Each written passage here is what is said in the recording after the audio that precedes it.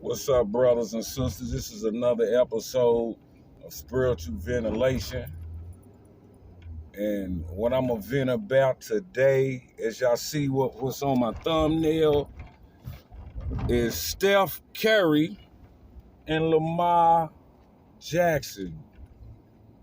Two completely different brothers from two different backgrounds. Now, I'm going to go on and talk about the Steph Curry situation first because I already did a video. A video probably maybe a year ago about Steph Curry being privileged and just how this the system, not the system, but how this machine that we call the NBA,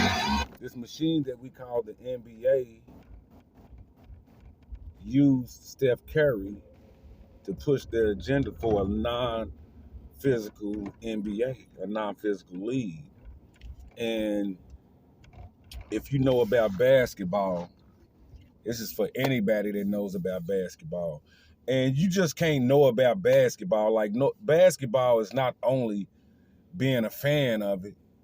If you excelled at basketball and you used to play basketball in high school and you excelled at it, not a person that used to sit the bench, or not a person that used to go to the local gym and never got picked up.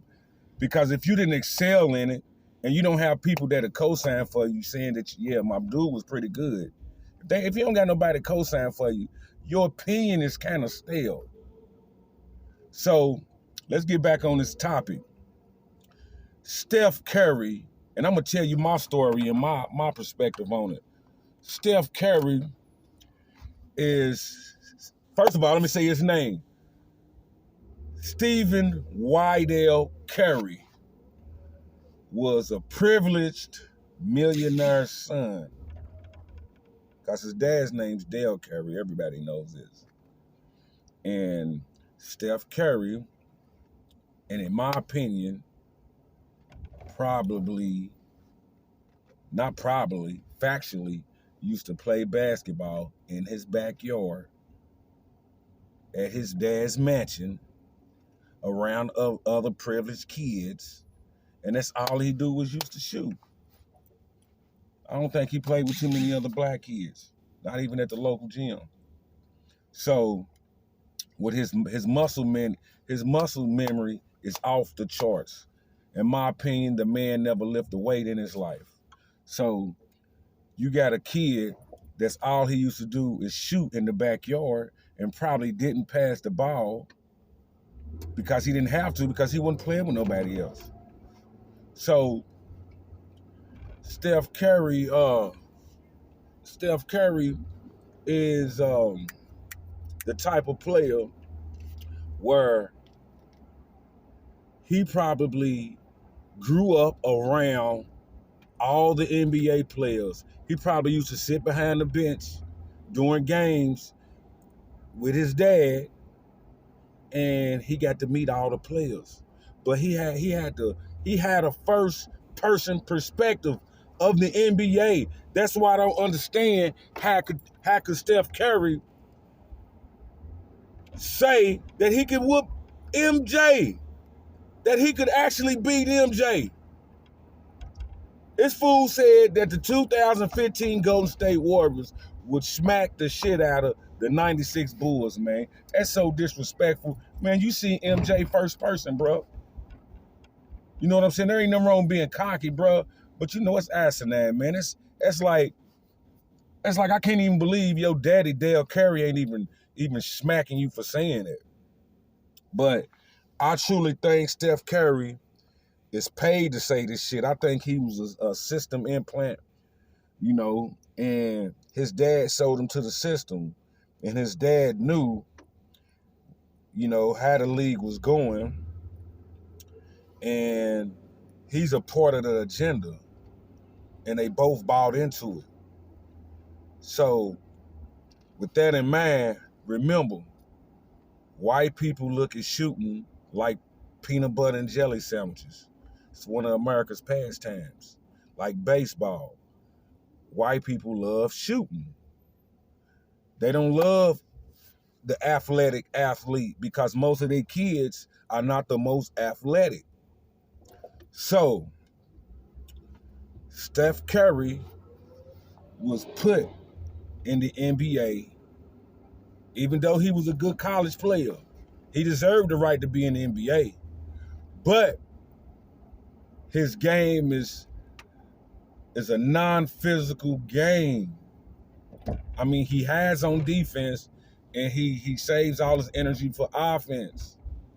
And you can't tell the casual NBA fan that Steph Curry's not better than Michael Jordan. You can't tell him that.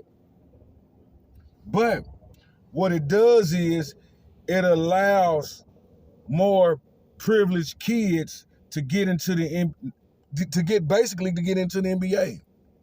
It allows privileged kids to get into the NBA. And they have to thank Steph Curry for that. Because Steph Curry, he's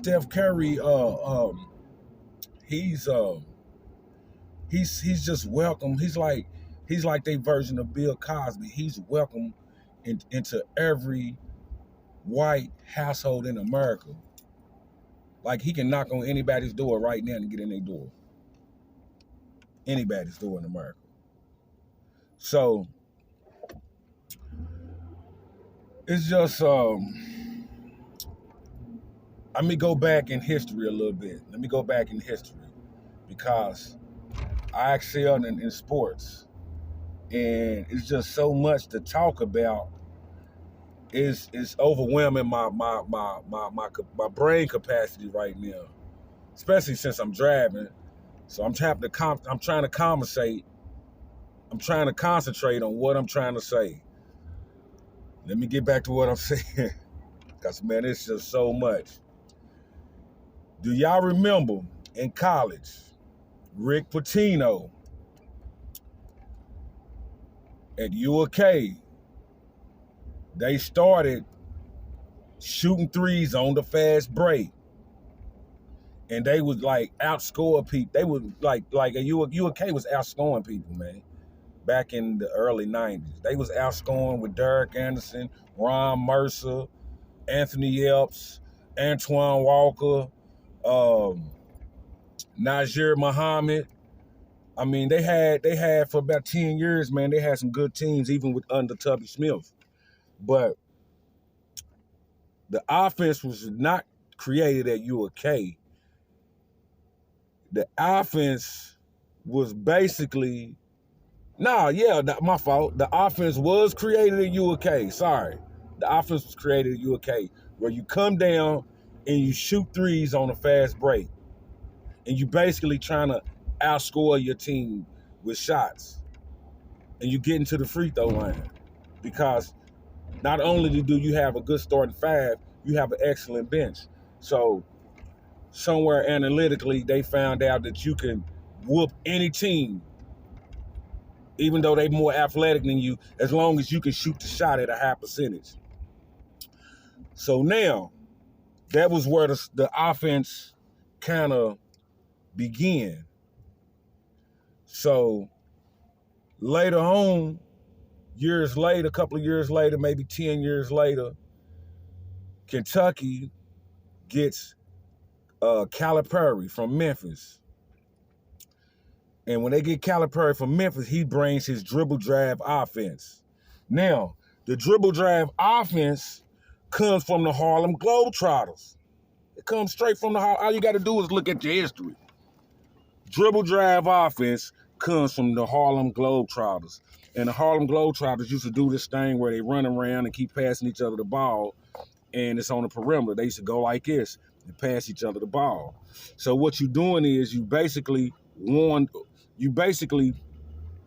putting the defense in a like a trance, like what you call it when you use the clock and you train and you put people under hypnosis.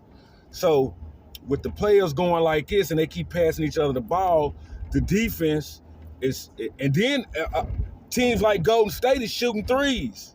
So with them going through this dribble drive and going around picks and they keep passing the ball, the defense got a tendency to stay on their toes.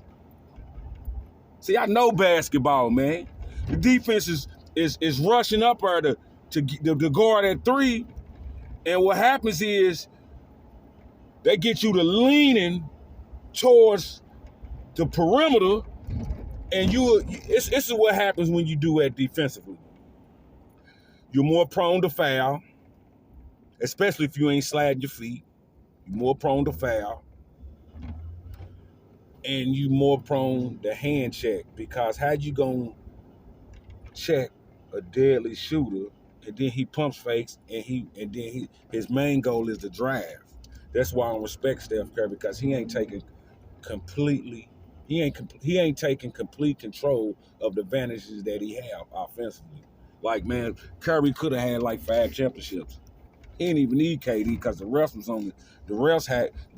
on his side, man. All they had to do was pump fake and drive and get to the basket.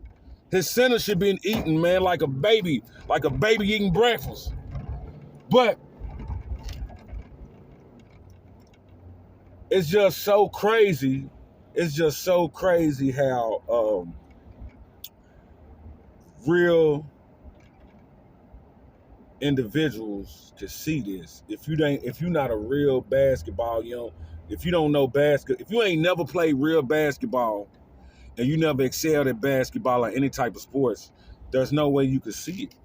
There's no way you can see it, because your perception is just like, hey, Steph Curry's the greatest shooter of all times, and this and this and that and that, and you giving all these excuses to Steph Curry, and you basically you done drunk the Kool-Aid. But that's all I basically got to say about Steph Curry, man. I'm going to go on and hit y'all with this Lamar Jackson, how I feel about this Lamar Jackson situation. Because Steph Curry, man, I can go hours talking about Steph Curry. I can go hours, man. But that's crazy, man. But let me get on with this Lamar Jackson fiasco. Lamar Jackson played for Louisville, the Louisville Cardinals. He played in a more prototypical offense at Louisville. It's probably 20 or 30 games on YouTube where you can see it. At Louisville, he played at him, and I don't give a fuck. A motherfucker gonna say that's college. That's college. It don't matter. How the fuck do you play in a more prototypical offense in college, and then you go to pro, and they damn near got you playing in a damn wishbone offense? You know what I'm saying?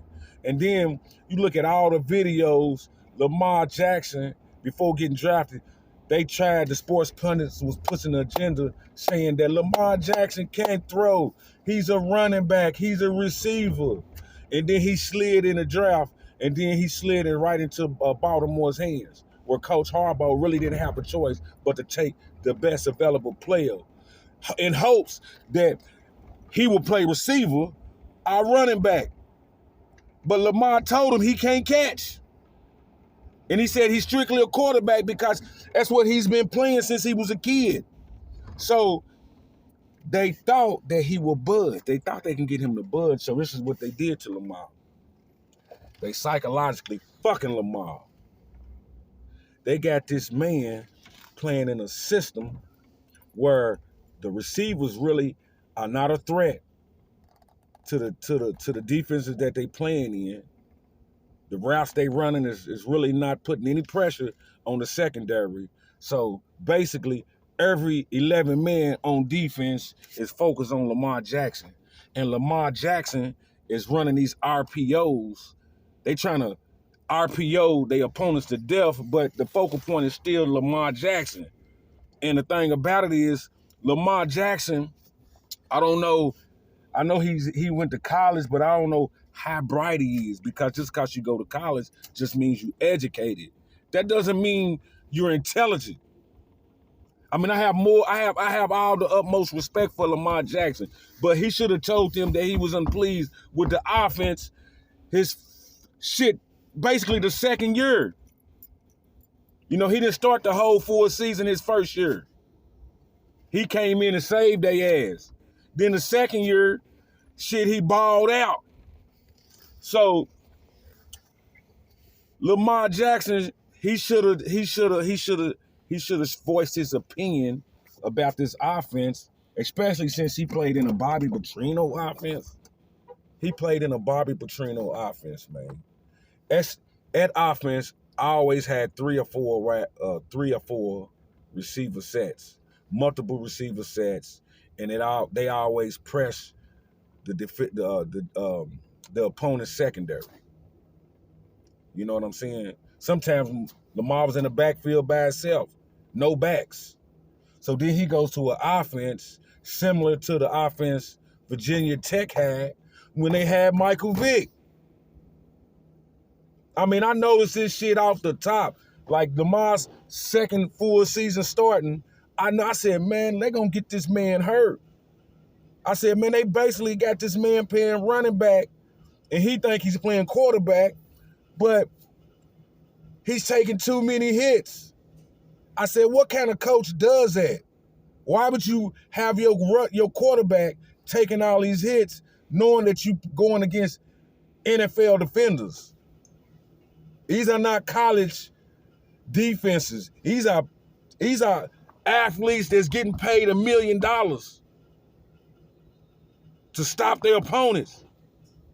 So Harbaugh, instead of him getting the offensive coordinator capable of developing Lamar Jackson actual passing game, he fires Marty Mortonwood and hires an offensive coordinator that has the same philosophy, and which is running the fucking ball. Now, if you go to the doctor, you say you sick, don't the doctor prescribe something that'll help you?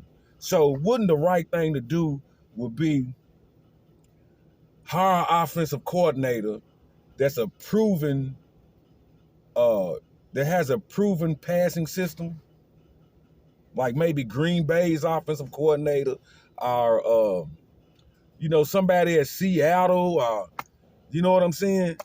He got Lamar playing in basically a wishbone offense, a wishbone fucking offense, bro. And I find it so crazy that they would even have Lamar playing in this system that long. That's the thing. I can't believe that they got Lamar playing in the system that long, and the NAACP ain't even saying nothing, man. The NAACP should get involved, man.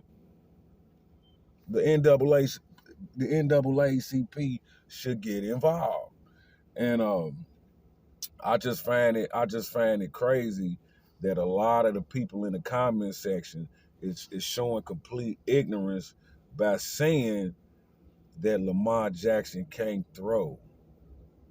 That's complete. That's asinine, man, because he led the league in rushing, and I believe he led the league in touchdown passes.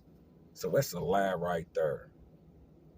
Man, Coach Harbaugh, and that ain't what I call him. I call him Coach John Horribaugh, spelled Horribaughh. I call him John Horribaugh because he's most definitely a horrible coach. The motherfucker's a snake because he drafted Lamar, and Lamar trusted him. And not only did he trust him, I'm sure Lamar probably confided in him about certain things because that's a coach and that's a player. So they developing a relationship, and you got to have some type of trust with your coach. But he put Lamar in a situation to where it's constantly putting Lamar at risk of getting hurt. I mean, I heard something. I heard somebody on YouTube say, in one of the podcasts, saying that they even blitz Lamar every down in practice. I said, man, that's fucking abuse.